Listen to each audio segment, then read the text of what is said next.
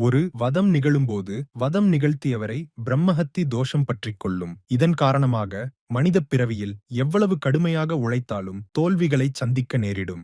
மகிஷாசுரன் என்ற அரக்கனை பார்வதி தேவி துர்க்கை வடிவம் எடுத்து வதம் செய்தார். கொன்றவர் கடவுளாக இருந்தாலும் பிரம்மஹத்தி தோஷம் அவரை தொற்றிக் கொண்டது. தோஷத்தில் இருந்து விடுபட சிவபெருமானிடம் துர்க்கை ஆலோசனை கேட்டார். அதற்கு சிவபெருமான் லிங்க வடிவத்தில்தான் வீற்றிருக்கும் திருப்பரங்குன்றம் மலைக்கு சென்று தவமிருக்க அறிவுறுத்துகிறார். தவத்தின் பயனால் கர்மவினை அகன்றவுடன் காட்சியளிப்பதாக சிவபெருமான் கூறுகிறார். பார்வதி தேவி திருப்பரங்குன்றம் மலைப்பகுதியை சுற்றி கிரிவலம் சென்று அடிவாரத்தில் லிங்கம் பிரதிஷ்டை செய்து தவத்தில் மூழ்கினார். இதையடுத்து பார்வதி தேவியின் பிரம்மஹத்தி தோஷம் நீங்கியது. தற்போதுள்ள திருப்பரங்குன்றம் கோயிலில் இதற்கு தேவி லிங்கம் எனப் பெயர். சோமாஸ்கந்தர் வடிவத்தில் சிவபெருமான் காட்சியளித்து இருக்கிறார். ஆரம்பத்தில் திருப்பரங்குன்றம் சிவத்தலமாக விளங்கியுள்ளது. ஒரு சமயம் சிவபெருமான் பார்வதி தேவியிடம் மந்திர உபதேசம் கொடுத்தபோது மடியில் அமர்ந்தபடி அதை முருகன் கேட்டுள்ளார். முறையாக மந்திர உபதேசம் பெறாதது தவறு என உணர்ந்த முருகன் தோஷத்தை நீக்க திருப்பரங்குன்றம் சென்று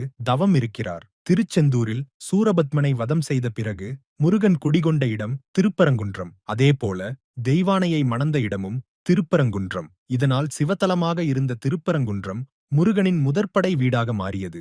இந்த வீடியோ உங்களுக்கு பிடிச்சிருந்தா லைக் பண்ணிட்டு எல்லாம் முருகன்னு கமெண்ட் பண்ணுங்க. முருகா, எல்லாரும் நல்லா இருக்கணும் ஆண்டவனே.